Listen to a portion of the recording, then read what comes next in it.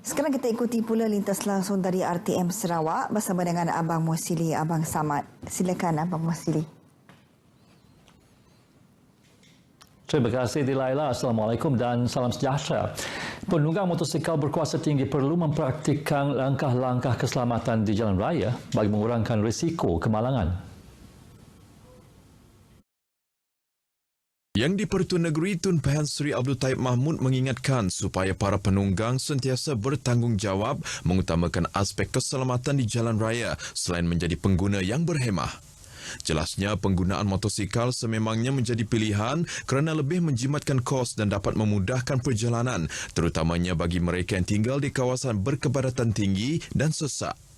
Menurut Tun Pehan Sri Abdul Taib, untuk Sarawak bergerak menjadi sebuah negeri maju, mentaliti tersebut perlu selari dengan apa yang dilaksanakan masyarakat di negara maju yang sentiasa patuh pada peraturan walaupun hanya melibatkan perkara kecil. Tun berucap demikian pada sambutan Gawai Raya Anjuran Persatuan Motosikal Sarawak di bangunan Dewan Undangan Negeri Lama Petrajaya Kuching semalam.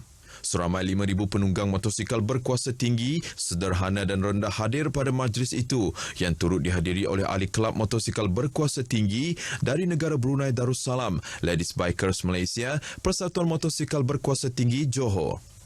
Pada majlis itu, Tun Pehan Sri Abdul Taib dan isteri Toh Puan Datuk Patinggi Ragat Kuldi Taib turut menyampaikan sumbangan duit raya kepada 20 orang anak yatim dari kawasan Asajaya, Kota Samarahan. Meraihkan kepelbagaian dalam masyarakat majmuk melalui cara menerima serta memahami budaya sesuatu kaum dapat mengukuhkan perpaduan nasional. Ahli Parlimen Saratok Ali Biju berpendapat melalui usaha tersebut sifat toleransi muafakat dapat diwujudkan selain mengeratkan silaturahim sesama kaum. Selain itu, perbezaan perjuangan politik atau ideologi tidak harus membataskan rasa perkongsian budaya dalam kehidupan. Walaupun asas perjuangan sesebuah parti itu untuk mendukung kehendak dan keperluan sesuatu kaum, namun rakyat perlu menghormati kebudayaan kebangsaan yang telah digubal berdasarkan sistem pemerintahan negara. Ali berucap demikian pada program Juh Ngabas Gawai Raya Sri Aman FM. Program itu dianjurkan bersempena dengan perayaan Gawai Dayak dan Hari Raya Aidilfitri yang masih lagi diraikan oleh masyarakat Bumi Kenyalang ketika ini. Rakyat Malaysia yang terdiri daripada pelbagai latar belakang perlu lebih proaktif dan memastikan masyarakat sentiasa mengamalkan prinsip rukun negara. Ahli Parlimen Puncak Borneo Willy Mongin berkata, hal ini kerana kelima-lima prinsip yang terkandung dalam rukun negara itu perlu difahami, dihayati dan sentiasa diamalkan dalam aspek kehidupan termasuk di rumah, sekolah, tempat kerja maupun dalam kehidupan bersosial di media baharu. Menurutnya ini penting memandangkan masyarakat kini telah menjadikan media baharu sebahagian daripada budaya hidup masing-masing. Ekoran itu, usaha penerapan nilai-nilai murni dan kemanusiaan dalam kalangan generasi muda yang selaras dengan rukun negara akan menjadi lebih sukar. Jelas Willy, ini kerana mereka lebih terdedah dengan kepelbagaian budaya moden di media baharu yang dianggap lebih bebas dan terbuka. Beliau berkata demikian pada majlis pertandingan sketsa rukun negara peringkat Sarawak serta program pameran kenegaraan dan bintang patriotik di Kuching semalam. Program yang berlangsung selama 3 hari itu merupakan anjuran Jabatan Penerangan dengan kerjasama agensi-agensi di bawah Kementerian Komunikasi dan Multimedia Malaysia termasuk RTM. Dalam pada itu, persembahan sketsa daripada kumpulan pelajar Sekolah Menengah Kebangsaan Seri Patiambu dari Limbang menjuarai pertandingan sketsa berkenaan. Mereka yang mengalahkan 9 kumpulan lain telah menerima hadiah wang tunai bernilai RM2,000 beserta trofi dan bakal mewakili Sarawak ke pertandingan peringkat kebangsaan bulan depan. Pertandingan tersebut antara lain bertujuan untuk meningkatkan semangat patriotisme dan cintakan negara dalam kalangan generasi muda. Terdahulu dalam satu majlis berlainan, Ahli Parlimen Puncak Borneo Willy Mongin menegaskan dana peruntukan bagi projek Mesra Rakyat dan projek kecil luar bandar MRP di Parlimen Puncak Borneo dilakukan secara adil antara 3 Dewan Undangan Negeri di bawah Parlimen tersebut. Katanya peruntukan yang saksama diberikan kepada para penerima layak di Dun Tarat, Serembu dan Mambong. Justru itu, Willy menyeru para pemohon agar mengemukakan permohonan kepada Pusat Khidmat Parlimen Puncak Borneo beserta dokumen berkaitan untuk kelulusan agar projek yang layak mendapat peruntukan sewajarnya. Willy menyatakan demikian pada majlis penyerahan cek MRP berjumlah RM506,610 kepada 42 penerima yang berlangsung di Pusat Khidmat Parlimen Puncak Borneo di Kampung Beratan, Jalan Puncak Borneo. Peruntukan tersebut merupakan sebahagian daripada peruntukan MRP berjumlah RM2 juta bagi Parlimen tersebut. Setakat ini, lebih RM1.9 juta dana MRP berkenaan telah dibelanjakan bagi membantu pelbagai pihak. Willy menambah bagi projek mesra rakyat pula sejumlah RM890,000 daripada peruntukan RM2 juta telah digunakan setakat ini bagi pelbagai projek rakyat seperti menaik taraf jalan dan jambatan. Dalam pada itu, ahli parlimen tersebut meminta penduduk yang mempunyai pendapatan isi rumah RM660 dan ke bawah agar mendaftar dengan pusat khidmat beliau bagi mendapatkan rebat elektrik sebanyak RM40 sebulan. Setakat ini, seramai 1,740 penerima telah berdaftar dengan pusat khidmat itu berkaitan rebat berkenaan. Pengarah Kesihatan Negeri Sarawak Dr. Jamilah Hashim memberitahu keselamatan makanan adalah tanggungjawab setiap individu. Katanya pelbagai punca pencemaran perlu dikawal di sepanjang rantaian bekalan makanan bermula daripada bahan mentah, pemprosesan, pengangkutan, penyediaan makanan sehingga ke peringkat pengguna sebagai jaminan makanan yang dihasilkan adalah selamat.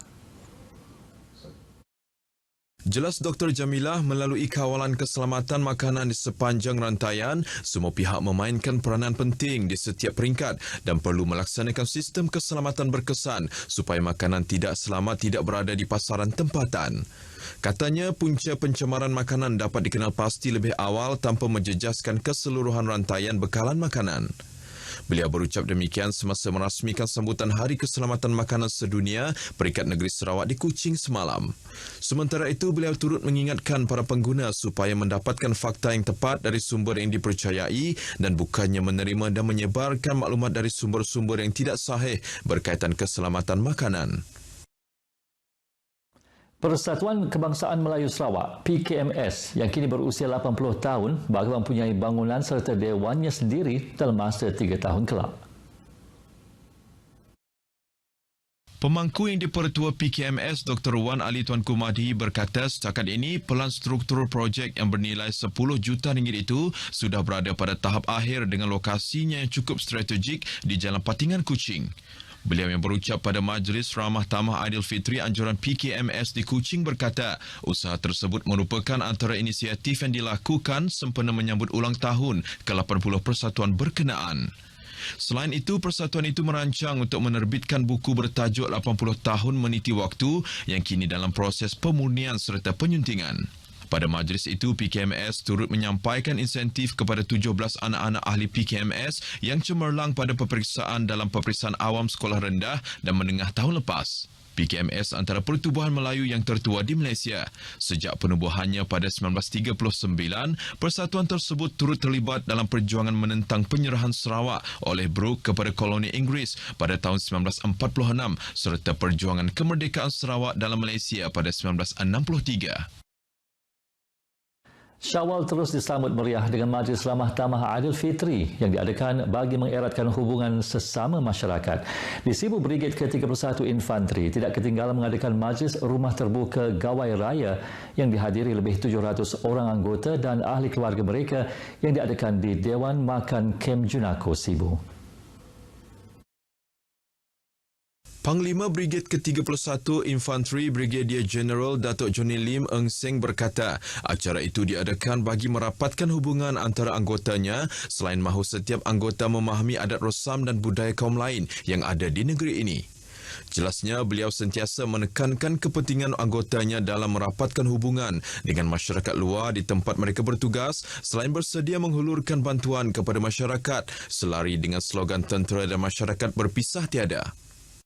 Wujudnya Brigade ke-31 Infantri ini adalah bukan sahaja untuk menjaga keselamatan terutamanya di perbatasan dan juga sempadan negeri Sarawak, tetapi tugas sekunder kita adalah membantu ataupun mengeratkan hubungan baik dengan masyarakat tempatan. Dan sekiranya ini berlaku maka sekiranya kami diperlukan untuk diatur gerak di mana-mana tempat ataupun tempat yang memerlukan kehadiran tentera, saya yakin atur gerak kami akan berjalan dengan baik.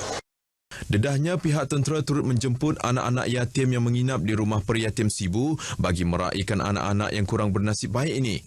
Selain jamuan makan, kanak-kanak yang hadir juga diberi duit raya selain diberi peluang menaiki kereta bagi mengelilingi sekitar kawasan kem Junako Sibu. Turut hadir pada program itu adalah ketua-ketua jabatan agensi kerajaan di Sibu. Dalam pada itu, beliau turut memberitahu semasa perayaan Gawai Raya awal bulan lalu, pihaknya tidak mempunyai masalah kerana anggota dari komuniti Dayak dan anggota beragama Islam bergilir-gilir bercuti bagi membolehkan mereka menyambut perayaan masing-masing. Sistem tagang sangat diterima pelaksanaannya oleh rakyat di kawasan pedalaman. Timbalan Ketua Menteri Datuk Ahmad Douglas Uga Embas berkata, ini membuktikan kesedaran tinggi penduduk terhadap pemeliharaan sungai. Katanya setakat ini sebanyak 23 sistem tagang telah diwujudkan di seluruh Sarawak dengan 14 sistem di Kuching. Beliau yang menyatakan demikian melalui teks ucapan menambah, sistem tagang juga menunjukkan komitmen masyarakat setempat ke arah meningkatkan pengeluaran ikan sungai untuk makanan serta menggalakkan ekopelancongan. Pelaksanaan sistem tagang turut bertujuan mewujudkan sikap bertanggungjawab dalam menghalang, mengawal dan mengurangkan pencemaran sungai demi memelihara persekitaran semula jadi untuk generasi akan datang. Datuk Ahmad Douglas menyatakan demikian pada perasmian Pesta Gaak Danu bersempena pelancaran sistem tagang di Kampung Danu Pedawan semalam. Sambutan Hari Kesihatan Sedunia peringkat Negeri Sarawak dan pelancaran kempen Walk di Dewan Sorah Limbang berlangsung meriah bermula Jumaat hingga semalam. Timbalan Pengarah Kesihatan Negeri Dr. Rosmawati Arifin yang hadir merasmikan acara itu menasihati masyarakat di daerah itu untuk tidak ketinggalan mengambil bahagian dalam program sebegini. Jelasnya aktiviti sihat seperti ini sesuai untuk semua golongan terutamanya mereka yang kurang aktif dalam kehidupan seharian. Pada program tersebut, orang ramai hadir menyaksikan pameran dari agensi-agensi kesihatan menyertai aktiviti berjalan kaki dan larian terlibat dengan pelbagai aktiviti menarik sepanjang program itu dilangsungkan. Beberapa orang pengunjung ditemui pemberita RTM menyambut baik aktiviti yang diadakan sempena program itu. Bagi baik terutamanya untuk yang berkeluarga di hujung minggu ni menyihatkan tubuh badan, dapat berkumpul bersama-sama. Usia bukanlah penghalang untuk menyertai apa-apa juga acara dalam seperti acara yang diadakan pada pagi ini. Program ini sangat bagus untuk belia-belia limbang terutamanya lah, sebab program macam ni jarang dijalankan.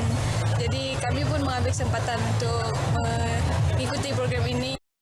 Pada pagi tadi itu walk, run dan saya terpanggil untuk memberi derma darah buat kali yang ke-14 pada kali ini. Setakat ini dahulu berita dari Sarawak untuk N7 pagi ini. Untuk berita seterusnya kembali kepada Dilaila di Angkasa Puri. Silakan. Baik, terima kasih Abang Musili.